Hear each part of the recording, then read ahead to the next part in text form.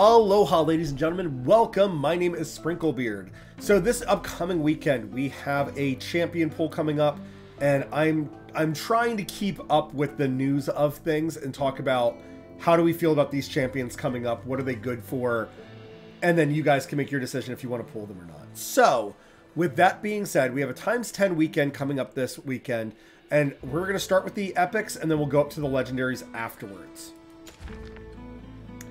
Baron. Baron is the nightmare tank, and he is kind of one of our premier tanks in this game. The quick reason that we really like Baron is that he has this undying mechanic in his kit. So he stays alive for 4 seconds, and then if we, even when he goes down to 0 HP, he will stay alive for a duration no matter what. So it starts off at 4 seconds, it scales up to 8 seconds here, and then if you awaken him, it increases up another 3 seconds. So it is 11 seconds of pure tanking. I do not die. I do not care about the damage you're giving me. I am going to persist. So that is our biggest reason for loving him. Gear Raid 2, he's absolutely phenomenal. The other reason that he is equally phenomenal is if you don't have somebody like Olag on your account, or if you do have Baron on your account, this shield from his ultimate absorbs 100% when you fully max out the skills. Absorbs 100% of his max HP for 10 seconds. So you basically double his longevity in addition to that undying mechanic. What makes his ultimate fantastic is that, is that it's on a ridiculously short cooldown. It's on 500, which is already fast. And then when you skill him up, it goes down to 400, which absolutely feels amazing. Now, I will say, I have him and I do play with him regularly. A reason that I don't like him is kind of the same reason. As much as I love Narvi, it is the same problem. I have my skills in the lower left. I'm constantly having to proc his ultimate frequently. Or whenever he goes into combat, I want to proc his ultimate. Because he is a little squishy. He's designed around the fact that his ultimate is on a wicked short cooldown for a very large payoff. He also deals damage based upon his max HP as an AoE once his shield breaks or ends. So it is one of those things, if you want to get the most damage out of him, build him HP, and then every time you ult with him, you will notice the ult's damage. It adds a lot of damage. So whenever he starts to tank, if he's tanking anything, just instantly use up his ultimate. He's one of the champions in the game. You don't have to worry about saving their ultimate for like a critical time, unless you get to that point where he is literally taking too much damage. At that point, yes, time out your ultimate. But if you're talking about general content, like in the campaign, in the void, or certain other basic levels, so like if you used him in Gear Raid 1, that shield could potentially just hit everything for a large amount of damage. Next is Laurel. So Laurel, I do have a full champion review on Baron, on Laurel, so if you're interested in seeing a more in-depth breakdown, you can look at some of my other videos. I'll try to remember to tag their videos at the bottom of this video. She's all about the regen, and the big thing about Laurel is you want to promote her to 5-star. At 5-star, she gets this death passive. So additionally, upon death, provides surrounding allies with a restoration of 50% of their rage caps upon death. So what majority of players are doing with her is using her kind of like a grenade, just like the Damon Diamond video. But this is a friendly grenade. She's a buff grenade. So you have 1 to 2, maybe 3 of your champions out because she has to be touching them. It is not her effective range that gives the rage boost to. It is the immediate tiles touching where she is. But you set up your team, you use all their ultimates, and while 3 people have their ultimates on cooldown, you summon Laurel, and then you can unsummon her, and she will restore 50% to everybody she's touching. So if you're ever losing in the arena, and you're like, why is my opponent ulting so frequently? If they have Laurel on their team, that's a big reason. Now that's not the only reason to use Laurel. A really cool thing that she has this passive symbiotic power, where whenever somebody on your team uses their ultimate, they get a 10% damage boost, And then if you skill her up, it becomes a 20%. And then it starts off at 5 seconds and it scales up to 9 seconds. So think about champions like your Comet when they ultimate and they're stuck in their ultimate for 20 seconds. So your Comet, your Deimos, people who have like a long duration ultimate, having 9 seconds of extra damage is quite amazing. And then Laurel's ultimate is 2 people in range start getting their max rage restored every 2 seconds, and it's a noticeable amount. After we fully skill it up, it becomes about like 24% over the 12 seconds. So you could use her ultimate to restore a bunch of people's rage and then unsummon her, giving away like 74% rage regen very, very quickly. Then it'd be up to your, in my case, Comet, to deal damage and get back the rest of his rage. Even through her awakenings, a lot of her awakenings are kind of similar. Here she gives a damage reduction during her ultimate, which is very valuable. Here we have a cost reduction on her, which is perfect because we do plan to unsummon her quite often. And then her awakening 5 is that she gives it her rage restore on her ultimate to 1 more person. So instead of it being 2 random targets, it becomes 3. Laurel is the one champion where I would argue for players, you only need to take her to 5-star to get the maximum amount of efficiency out of her. Her stats are also a bit low, so taking her up to 6-star, this damage, 1730, is not very noticeable. She also has a very weak defense, so understand if you need that tiny bit extra damage, yes, you could 6-star her, but for the most part, it's her 5-star promotion that has this death regen. I think at 2-star, it regenerates 30% of their rage caps. So like she's still usable if you don't want to 5-star her, but 5-starring her and getting her promoted is going to be where she shines the most. Next is Atrox. Now, I don't have Atrox. I have his big brother Cerberus. They do the same thing though, and Atrox, I would kind of argue he'll do less damage, but he kind of does the job better. So he cannot be healed by allies, and his revival timer is greatly reduced. Upon each revival, the revival time will increase though by 6 seconds, and his damage will stack by 5%, scaling up to 3 times.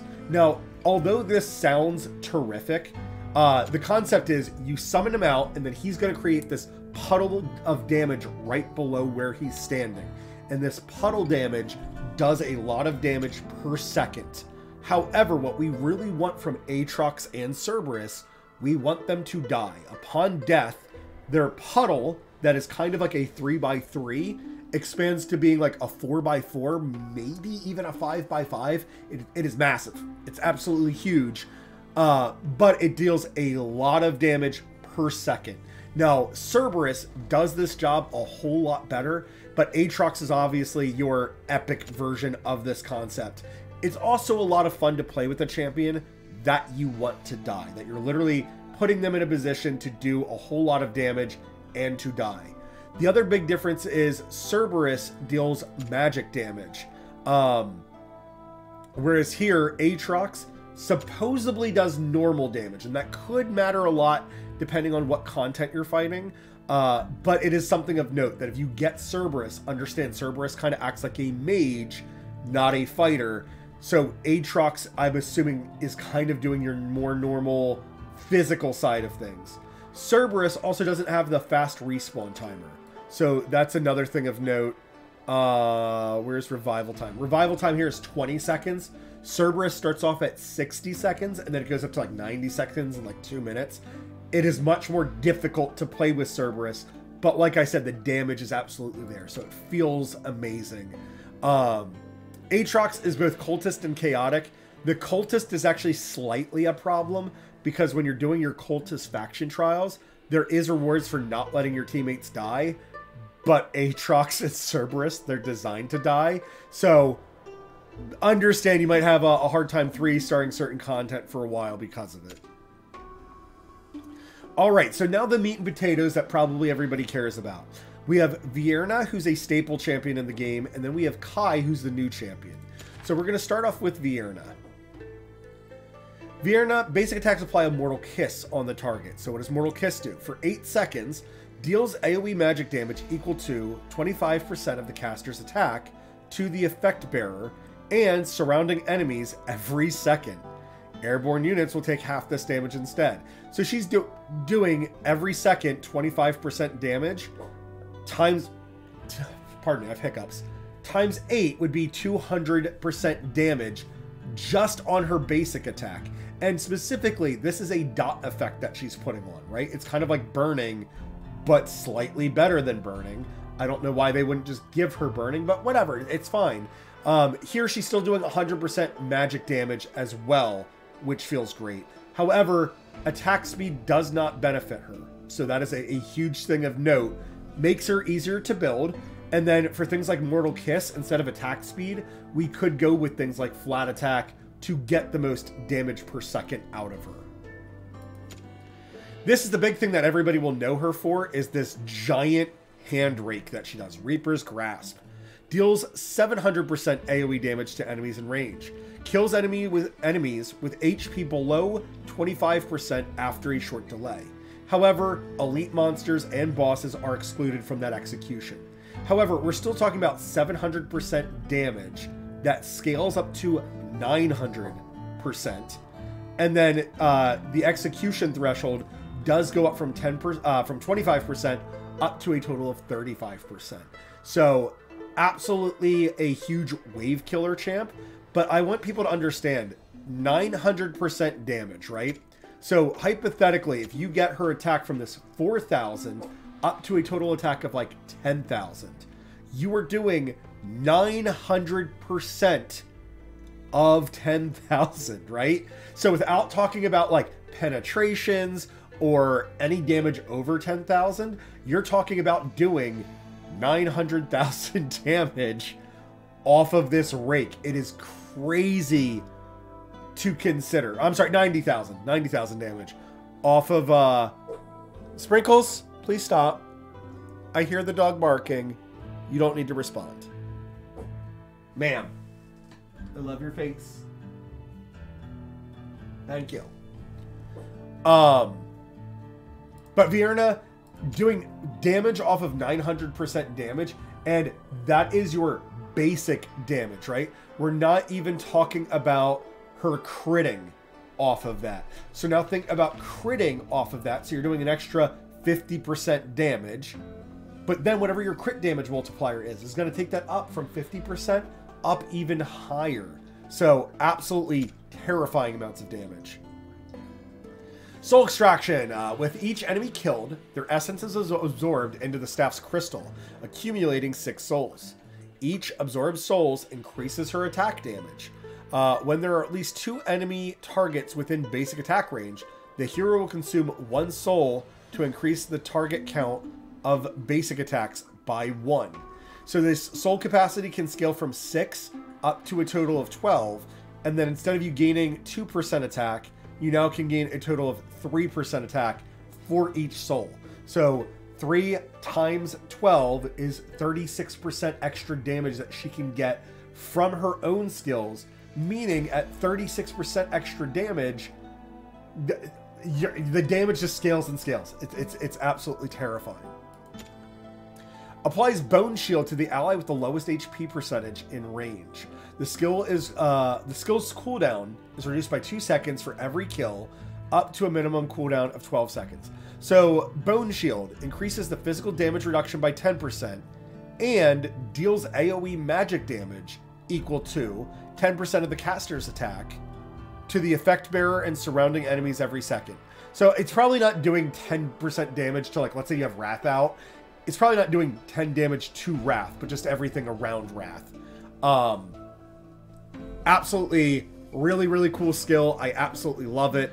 Finally, she does have a synergy with Silas. So if you have Silas, the Blind King, you get the following bonus effect. Bone Shield restores extra HP equal to 10% attack per second to the person that she puts Bone Shield on. What's kind of funny about this is that Bone Shield doesn't really help Silas out directly. Silas is an archer, but it's still like a very cool effect, no doubt. Vierna is one of the top AoE damage mages in the game. Not only is she just great damage in general, but she also has amazing burst damage with this ultimate. So if you're in the arena and you're trying to mess up your opponent's timings with certain things, you can wait to ult until, like, you know, the enemy gets to, like, let's say half HP or a third HP, and then use Vierna's thing to kill off the boss. I know it says that it can't do execute damage to elite monsters and such. However, the timing of your ultimates will matter for what content you are doing. And when your team is on autoplay, your team isn't just going to ult the first chance that they always get. They do wait for enemies to get into range as much as possible. However, if you kill off enemy waves, you can mess with your opponent's ultimate timings so that they get less advantage out of it. Finally, we get Kai, the Beast's Bane. He is a dragon slaying looking champion, and he looks really awesome. Everything about him is awesome looking. Everybody put on your seatbelts, open your ears, because unfortunately there is a lot of reading here. So Kai is a marksman, so he's just our general piercer, and he's going to be kind of our big damage AoE piercer along with Nyx. So if you're looking for big AoE damage from a piercer, this is the champion you want. So his talent: every 15 seconds, the next basic attack is changed into placing one worm snare on a random tile in range. The snare lasts at most 30 seconds and deals 25% extra damage to enemies inflicted with Immobilize. What is a worm snare, you might ask? Worm snare triggers when enemies pass by, dealing 100% magic damage. Doing 100% damage to up to 3 nearby enemies while inflicting immobilization on them for 3 seconds. When triggered in advance by a cluster projectile, deals 150% AoE damage to up to 5 enemies instead in a larger range, and inflicts immobilization on all of them for up to 5 seconds. Worm snare is immediately consumed upon activation. He's a trapper, so if anybody's played with Cuke, this is the elite version of Cuke, is that you are doing extra damage to things in traps, and you're going to be placing these traps out in your effective range. You're not going to have like tons of traps. However, you can have one trap out.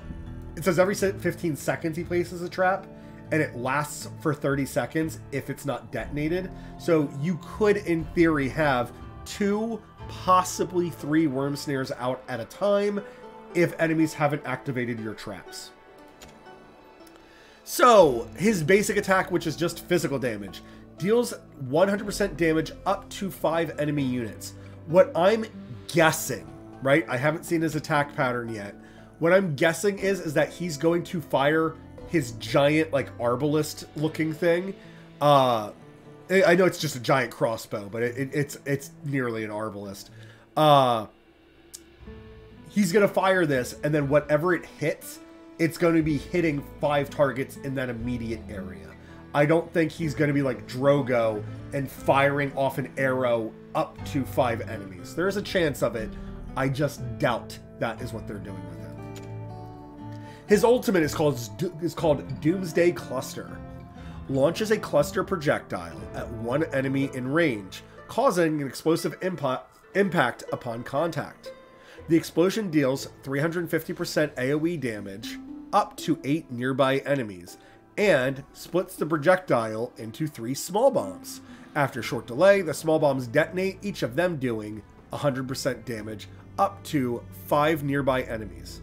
The cluster projectile can trigger every worm snare within the blast radius in advance. So his ultimate is he fires Cluster for Bear in Diablo 3, if anybody's familiar with that skill. You shoot out a giant projectile that causes a big explosion, and then at the end of that explosion, 3 smaller explosions will fall off of it, dealing extra damage. So we start off with him doing 350% damage. This scales up to 500% total damage. The clusters go from 100% damage to an extra 50 damage, so 150 for the smaller damages. Then he gets skill cost reduction, which is always good. It takes him from having a very long ult down to 700, which is like a medium ult. Doomsday Reprise is his passive.